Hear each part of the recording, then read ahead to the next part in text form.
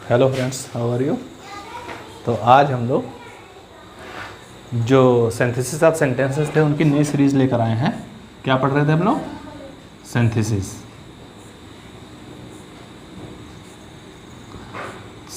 Of sentences. और जो कि हम इस सीरीज में पढ़ रहे हैं इस समय कॉम्प्लेक्स सेंटेंसेस। क्या पढ़ रहे हैं? Complex sentences. कॉम्प्लेक्स सेंटेंस में हम दो पार्ट पूरे कर चुके हैं। नंबर एक था नाउन क्लास और नंबर टू था एडजेक्टिव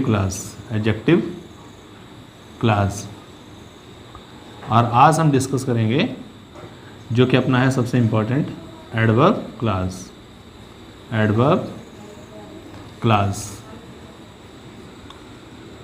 हाँ तो दोस्तों, वीडियो बनाने में बहुत ही मेहनत लगती है। अब मुझे एहसास हुआ है कि बहुत मेहनत लगती है, तो इसलिए आप लोग वीडियो को लाइक करते रहा करिए, सब्सक्राइब भी कर लीजिए, ज़्यादा से ज़्यादा अपने फ्रेंड्स के साथ शेयर करिए, ताकि मैं ज़्यादा से ज़्यादा मोटिवेट होकर के आपको अच्छी से अच्छी वीडियो दे सकूँ। अभी तो मैं आपको सिंथेसिस ऑफ सेंटेंसेस पढ़ा रहा हूँ, जो कि बेसिकली ग्रामर का पोर्शन है। उसके बाद में मैं आपको सेंटेंस इम्प्रूवमेंट भी बताऊँगा और ट्रांसलेशन भी अच्छे से बताऊँगा। तो चलिए हम देखते हैं इसको। जो बच्चे कमज़ोर हैं वो ज़रूर इसको देखते रहें। तो चलिए सबसे पहले हम देखते हैं एडवर्ब क्लास। एडवर्ब क्लास जो होता है, इसमें हम लोग कुछ क्वेश्चन पूछा करें तो हमें पता चल जाएगा। एक तो पूछेंगे हम कब, दूसरा क्वेश्चन कर लिया करें हम लोग कैसे, और एक और क्वेश्चन है क्यों और कहाँ। तो इस प्रकार से एडवर्ब जानने के लिए हम लोग कब, कैसे, क्यों, कहाँ अगर पूछेंगे तो हमें जानकारी मिल जाएगी कि एडवर्ब क्या है। लेकिन आज हम खाली एडवर्ब की बात नहीं करेंगे, हम लोग करेंगे बात एडवर्ब क्लास की, जो कि सबऑर्डिनेट क्लास है, जिसे डिपेंडेंट क्लास भी कहते हैं। तो सबसे पहला हम इसमें लेते हैं हम लोग adverb of time. Adverb of time. जब एडवर्ब ऑफ टाइम होगा तो इसमें जो प्रिंसिपल क्लास होगी, मेन सेंटेंस होगा, उसमें हम लोग क्या पूछेंगे? कब। क्या पूछेंगे? कब। तो आपको जो आंसर मिलेगा वही एडवर्ब क्लास होगा। तो सबसे पहले एडवर्ब ऑफ टाइम में हम लोग देखेंगे कौन कौन से वर्ड्स यूज होते हैं, कंजक्शंस यूज होते हैं। जैसे नंबर एक पहले हो गया व्हेन, और दूसरा होता है व्हेन एवर। इसके बाद में आता है वेंस नहीं है, इसके बाद में आता है बिफोर।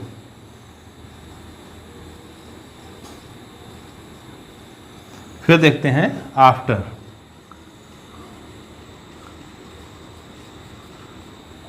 आफ्टर के बाद में टिल और अनटिल।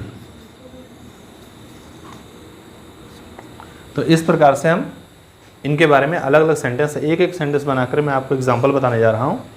और अगर आपको अच्छा लगे तो वीडियो को प्लीज़ लाइक सब्सक्राइब करिए आगे। चलिए सबसे पहले हम व्हेन देखते हैं। व्हेन मीन्स क्या है? कब। क्या है? कब। तो जैसे हमें कहना है कहीं पर सेंटेंस जोड़ने हैं, जैसे लिखना आई रीच्ड होम, मैं घर पहुंचा। और दूसरा सेंटेंस है इट वाज रेनिंग,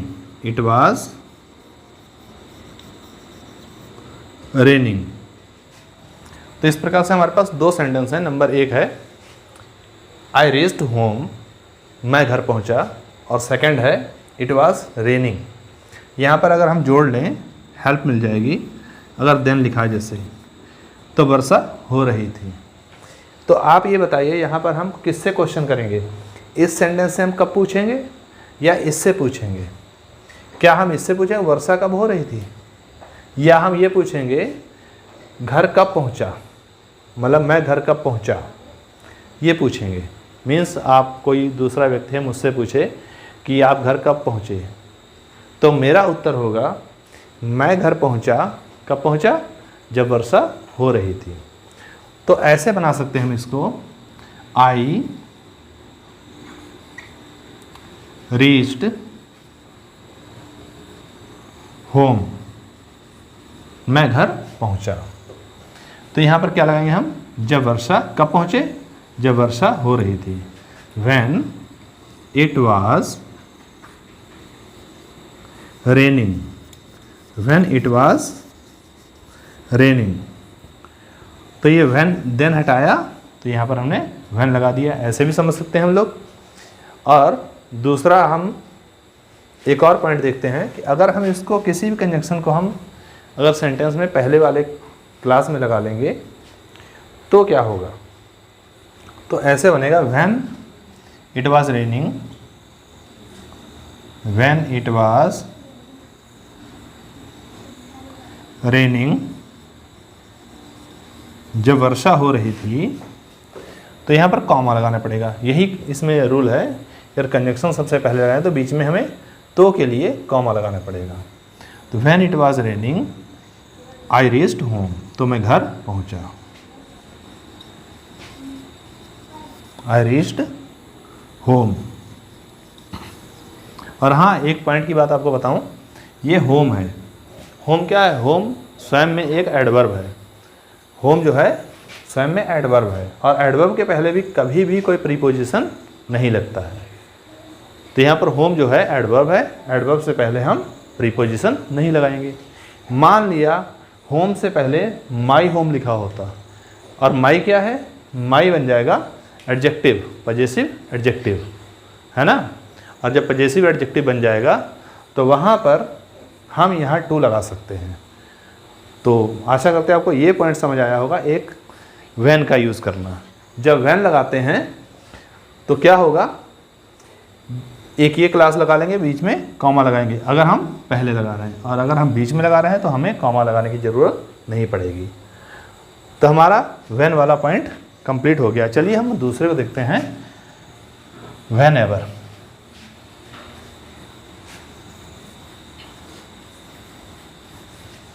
तो अगर आपको अच्छी लग रही वीडियो तो देखिए, जैसे कि यहाँ पर लिखा है व्हेन एवर वाला, जब कभी, जब कभी। जैसे ही comes to me, he comes to me, he comes to me, वो मेरे पास आता है। He brings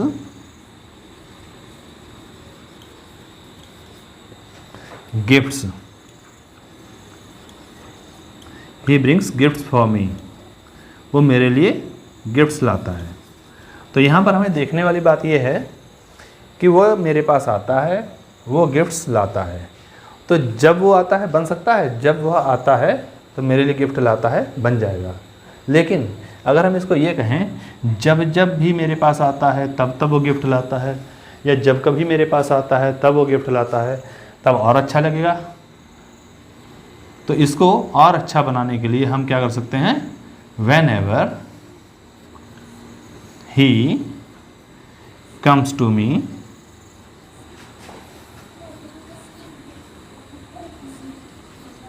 when ever he comes to me, comma लगा लेंगे, ही ब्रिंग्स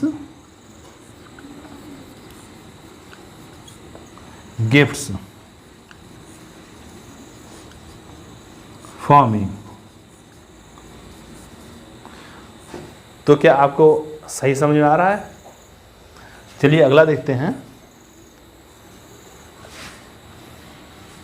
अगर आपको हल्का सा भी समझ में आ रहा है तो आने वाली वीडियोस जो हैं उसमें आपको बहुत ही ज़्यादा समझ में आएगा ग्रामर में, और साथ ही यही स्पीकिंग है। स्पीकिंग में आप ये मत समझिए कि कोई आपको एक दिन में या 2 दिन में घोल के पिला देगा। यही सेंटेंस जो है अगर आप फ्लुएंसी में बोल देंगे तो यही आपकी इंग्लिश जो है स्पीकिंग में बदल जाएगी। हाँ, तो अब हम अगला पॉइंट ले रहे हैं बिफोर। ये बिफोर मीन्स क्या होता है, पहले। क्या होता है, पहले। इसको हम इस तरीके से समझेंगे, ये हमने मान लिया बिफोर सेंटेंस में पहले लिख दिया, और ये बिफोर क्या कहता है कि हमारे पहले जो सेंटेंस लगेगा ना उसमें had plus main verb third form use करिए। तो बिफोर खुद ही कह रहा है हैड पहले लगाओ, और बाद में क्या लगाइए, मेन वर्ब सेकंड फॉर्म बाद में लगाइए। मीन्स पास्ट इंडेफिनिट बाद में और पास्ट परफेक्ट पहले लगेगा। दूसरा, पहला काम, पहला जो काम हुआ होगा वो हम पहले लिखेंगे। और यहाँ पर बाद वाला काम, बाद वाला काम बाद में लिखेंगे। अगर हमारी हिंदी बनेगी तो हिंदी जो यहाँ पर लिखी हुई सबसे पहले लिखी होगी उसको हम बाद में लिख देंगे, और जो बाद में लिखी होगी उसको हम पहले लगा लेंगे, क्योंकि वही अर्थ निकल रहा होगा अपने आप। चलिए अब हम समझते हैं एक सेंटेंस के माध्यम से बिफोर आफ्टर का प्रयोग। तो सबसे पहले देखते हैं, द डॉक्टर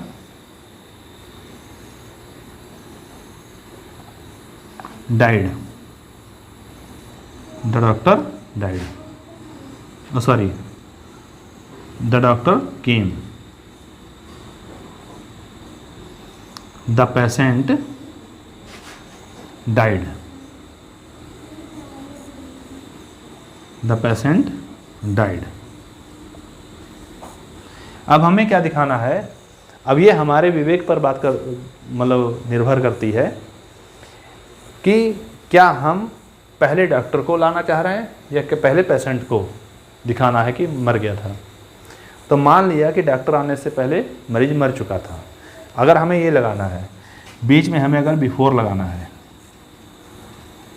तो हम क्या करेंगे, तो हम क्या करेंगे हम द पेशेंट हैड डाइड पहले लिख देंगे, मरीज मर चुका था। The patient had died, the patient had died उधर बना दिया, और डॉक्टर केम बाद में, मीन्स मरीज मर चुका था पहले बिफोर, और डॉक्टर केम बाद में, डॉक्टर आया बाद में। द डॉक्टर केम, मतलब बेकार हो गया समझ बन गया। तो अगर इसी को हमें उल्टा बनाना हो कि डॉक्टर आ चुका था मरीज़ मरने से पहले, मीन्स डॉक्टर पहले आ गया मरीज़ बाद में मरा, तो हम यहाँ पर क्या करेंगे, द डॉक्टर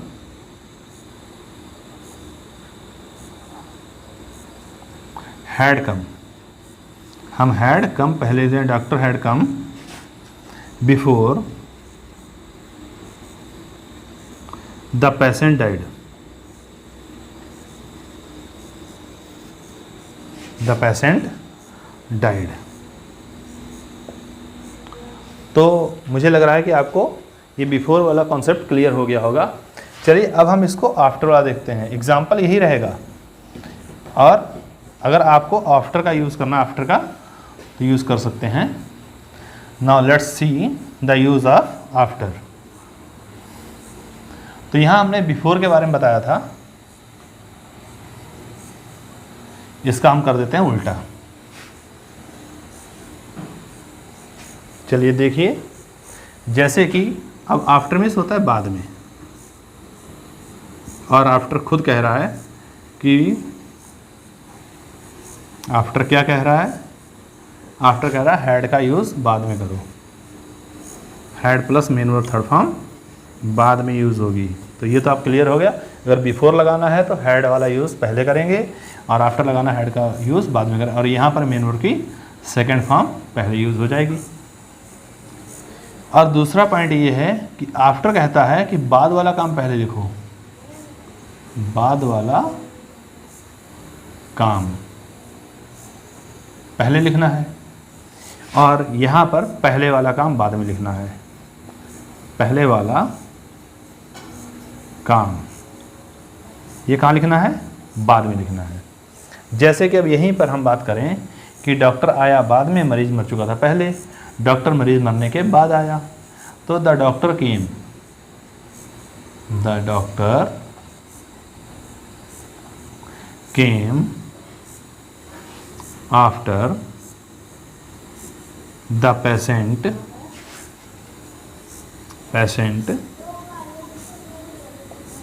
हैड डाइड। तो क्या आपको समझ में आया ये पॉइंट? अगर हम यहाँ पर ये कहना चाहें कि पेशेंट बाद में मरा, डॉक्टर आने के बाद में पेशेंट मरा, अगर हमें ये करना है तो हम क्या कर देंगे, the patient died after the doctor had come. I hope you might have understood it well. And another thing, now I am not telling you translation from Hindi to English. I am talking only about the grammar, synthesis of sentences. You can use after and before both as you wish, but your sense of saying whatever you say, your sense should be clear. आपका sense clear होना चाहिए जो भी आप कहना चाहें। और चाहो आप बिफोर का यूज़ करें, बिफोर कहने से पेशेंट पहले ही मरे, अगर आपको कहना है कि पेशेंट मर चुका था डॉक्टर आने से पहले, तो आप ये कह दिए simple, the patient had died before the doctor केम। अगर आपको कहना है डॉक्टर पहले आ चुका था मरीज मरने से, तो आप ऐसे कह दिए the doctor had come before the patient died, तो ऐसे बन जाएगा। अगर आपको कहना है कि पेशेंट डॉक्टर आने के बाद में मरा, तो आप वैसे सिंपल कह दीजिए the patient died after the doctor had come. अगर कहना है डॉक्टर पेशेंट मरने के बाद में आया, the doctor came after the patient had died. तो इसमें कोई प्रॉब्लम नहीं है, आपको जो भी बात कहनी है, आपका सेंस क्लियर हो जाए, आप बिफोर का यूज़ करना है बिफोर का कीजिए, और आफ्टर का करना है आफ्टर का। बस ध्यान ये रखना है, बिफोर का करना है तो हैड वाला सेंटेंस पहले लगेगा, आफ्टर करना है तो हैड वाला सेंटेंस बाद में लगेगा। अगर टिल जब तक, तो जैसे हमें कहना है stay here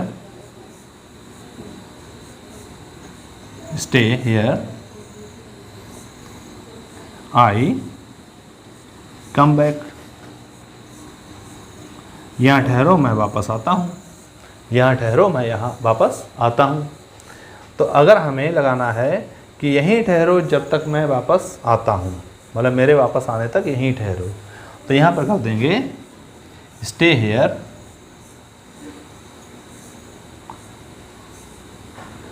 till I come back. तो ग्रामर में आपको मजबूती बनानी है, ग्रामर ही अगर आपकी अच्छी है तो कोई भी कम्पिटिटिव एग्ज़ाम आपको पिछाड़ नहीं सकता। मैं ज़्यादातर आप लोगों की प्रॉब्लम ये होती है कि इंग्लिश में ग्रामर की वीकनेस के कारण टीईटी, सुपर टेट और जितने भी छोटे छोटे एग्ज़ाम होते हैं, प्लस टीजीटी, पीजीटी, इवन इसमें भी कहीं ना कहीं प्रॉब्लम आ जाती है ग्रामर में। तो उसी के लिए क्लियर करने के लिए मैं ये वीडियो बना रहा हूँ। चलिए अगला देखते हैं, अनटिल वाला देखते हैं यूज़। जब, हाँ ये एक चीज़ और याद रखिए, टिल जब लगेगा तो डबल एल होगा टिल में, और जब अनटिल होगा तो सिंगल एल हो जाएगा।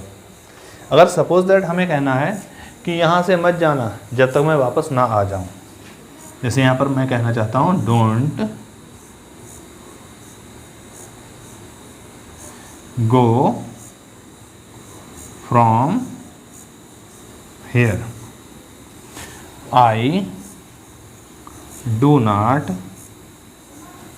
Come back. तो यहाँ पर I do not come back, हम यहाँ पर क्या करें, डू नॉट को गायब कर देंगे और यहाँ पर हम क्या लगा दें, अनलेस, अनटिल लगा देंगे। Don't go from here until I come back, I come back. तो क्या आपको ये पॉइंट समझ आया? एक पॉइंट और यहाँ पर है कि मान लिया कहीं पर एग्ज़ाम में ये आ गया कि डू नॉट लिखा हुआ मिल गया आपको, यहाँ पर डू नॉट कम बैक, और यहाँ पर अनटिल फिर नहीं फिल करेंगे, फिर खाली आप टिल ही फिल करेंगे। जब टिल होगा तो निगेटिव यहाँ रह सकता है, और या फिर निगेटिव पहले ही सेंस नहीं दिया होगा, सिंपल सेंटेंस होगा और उसमें आप टिल लगा लेंगे। चलिए, आपको ये पॉइंट हो गए, और एक दो पॉइंट और मैं नोट करना भूल गया था, चलिए उसको भी देख लेते हैं अभी। और वीडियो कुछ ज़्यादा लंबी हो रही है, देखते हैं जब तक ये चल जाए तो मैं कुछ और बताने जा रहा हूँ आगे। अब जो एज है, एज भी व्हेन का ही एक रूप है। ये जब, यहाँ पर जब कहता है, और एज जो है ये एज सून एज को भी सपोर्ट करता है। एज सून एज, ये भी टाइम से संबंधित है। जैसे कि it was raining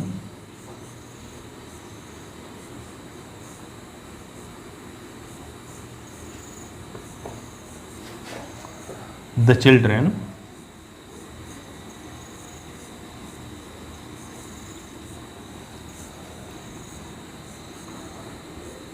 remained in bed, remained in bed।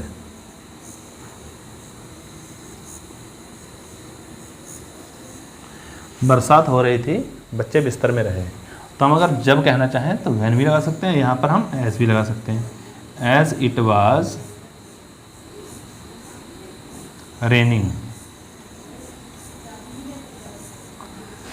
तो कॉमा लगा देंगे। द चिल्ड्रेन रिमेन्ड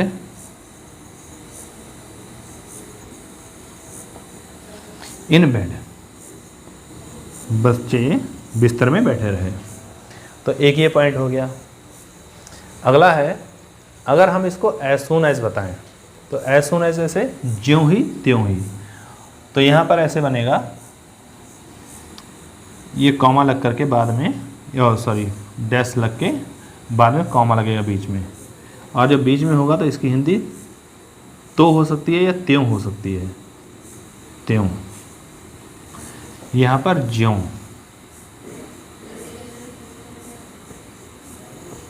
ज्यों ही और त्यों ही, या जैसे ही वैसे ही, ये भी हो सकता है। क्या हो सकता है? जैसे ही और वैसे ही, वैसे ही। चलिए देखते हैं इसको क्या है। जैसे लिखना है, the thief saw the police।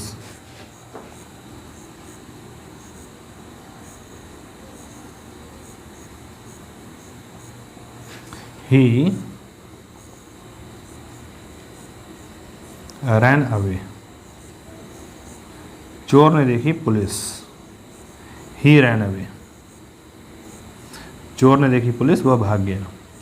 तो ऐसा तो नहीं चोर को पहले पुलिस को देख लेगा और फिर उसके बाद में ट्राई करेगा वो भागे या ना भागे, नहीं, वो तुरंत जैसे ही देखेगा वैसे ही भागेगा। तो यहाँ पर हम क्या करेंगे? As soon as, as soon as the thief saw the police,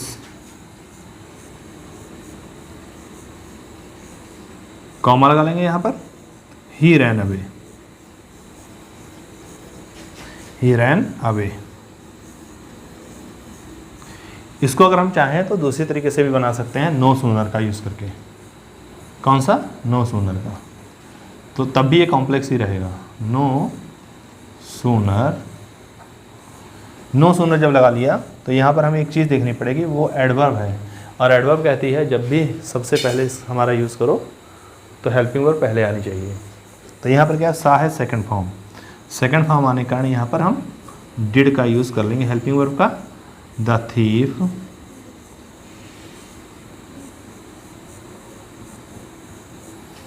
सा और सी हो जाएगा सी, क्योंकि यहाँ पे सेकंड फॉर्म जो थी डिड में चली गई। See the police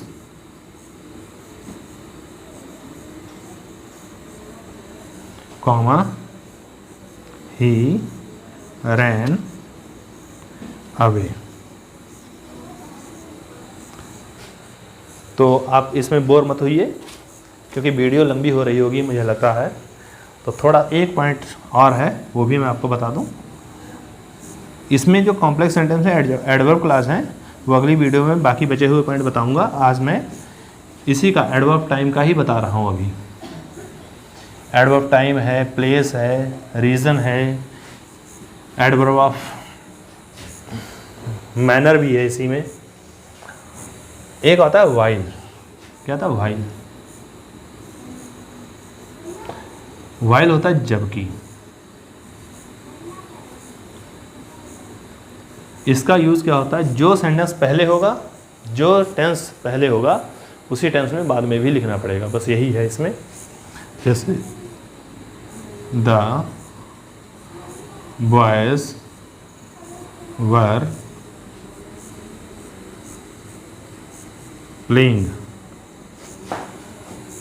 the girls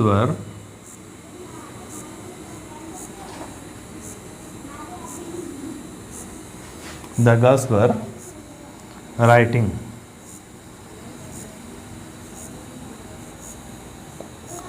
लड़के खेल रहे तो लड़कियां लिख रही थीं।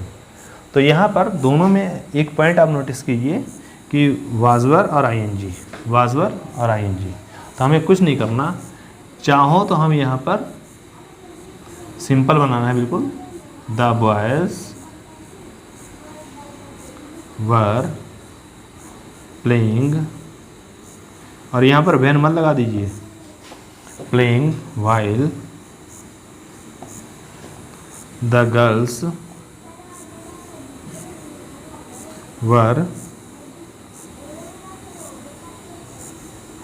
राइटिंग। अगर हमें ये वाइल जो है यहाँ ना लगाना हो तो हम इसको यहाँ पर लगा देंगे कॉमा, और वाइल यहाँ भी लगा सकते हैं, तो बन जाएगा while the boys were playing, जबकि बच्चे खेल रहे थे, तो गर्ल्स वर राइटिंग, तो लड़कियाँ उस समय लिख रही थी। तो वैसे ये भी सही है और जो बीच में यूज़ किया है वो भी सही है। तो मैं आपको बीच ही में लिख के दे रहा हूँ। अब यहाँ पर ये भी हो सकता है कि the girls were writing while the boys were playing, ऐसे भी सेंटेंस बन सकता है। इसमें कोई बाउंडेशन नहीं कौन सा सेंटेंस पहले रहेगा और कौन सा बाद में रहेगा। एक पॉइंट मैंने ये बताया आपको, यहाँ पर पास्ट कॉन्टिन्यूअस के यूज़ हुए दोनों सेंटेंस, तो पास्ट कॉन्टिन्यूअस के ही यूज़ किए हैं। तो अगला पॉइंट एक देख रहे हैं, मान लें सिंपल पास्ट का यूज़ करेंगे तो सिंपल पास्ट के दोनों ही सेंटेंस यूज़ करेंगे, और सिंपल प्रेजेंट का यूज़ करेंगे तो सिंपल प्रेजेंट का ही यूज़ करेंगे। जैसे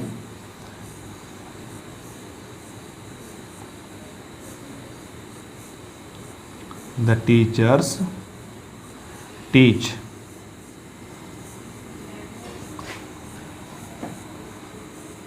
the boys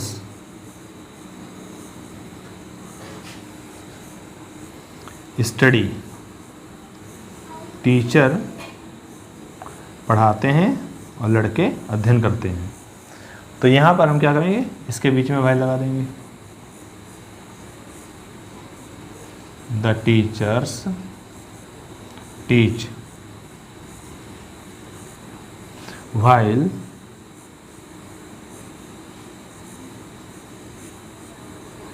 the boys study। और यहाँ पर अगर हम पास्ट यूज़ करते हैं टीचर्स टॉट, तो यहाँ पर भी टॉट हो जाता है, यहाँ पर स्टडीड स्टडीड हो जाता।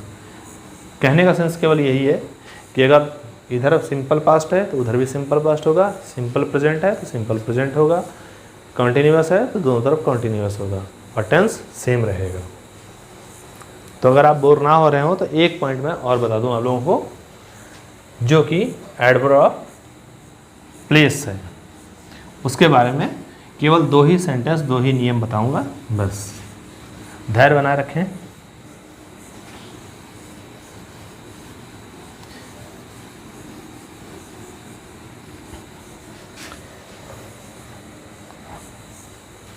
एडवर्ब ऑफ प्लेस,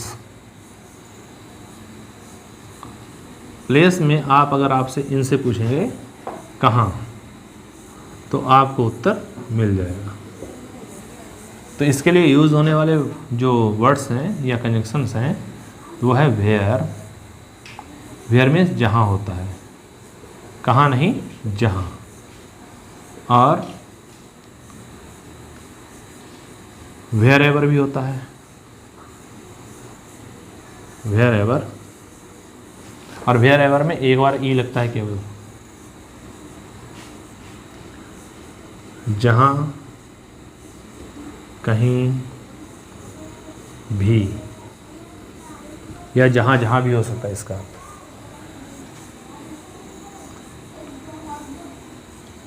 और वेयर, चलिए इसके बारे में बताते हैं हम। जैसे कि यहाँ पर हमने कर दिया there is smoke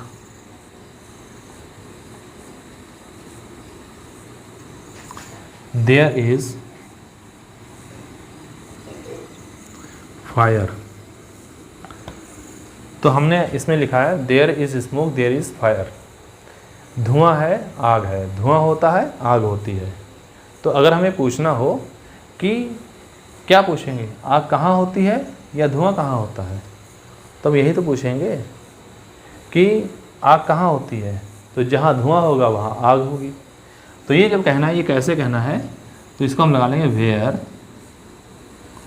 there is smoke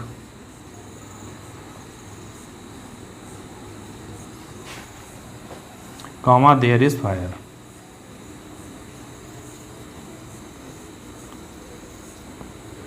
ये बन जाएगा। एक और सेंटेंस होता है ऐसा ही, there is will there is way. There is will there is way, तो यहाँ पर कर देंगे वेयर देयर इज विल, जहाँ इच्छा है वहाँ रास्ता है। Where there is will comma there is way.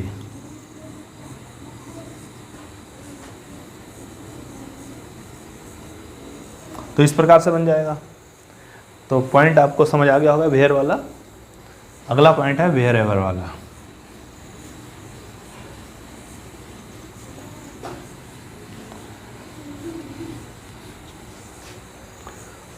तो जैसे यू में गो एनीवेयर, यू में go anywhere.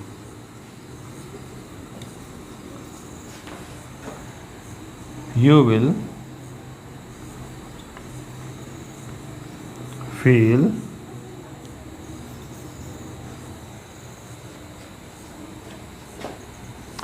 feel the presence of God.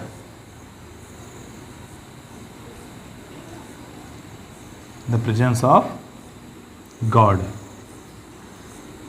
means you may go anywhere, तुम कहीं भी जा सकते हो, कहीं भी चले जाओ।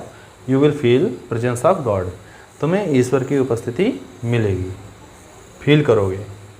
तो wherever you may go या wherever you go, wherever you go, जहाँ भी तुम जाओगे, कॉमा वहाँ पर you will feel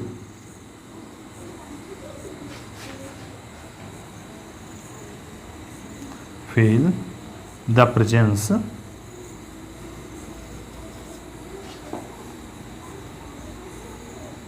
of God.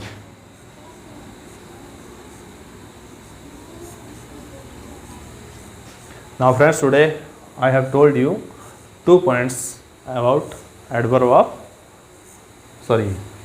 clause, and in the next video we will discuss the remaining points of adverb clause. And if you like my video, please subscribe my channel and support me. Thank you.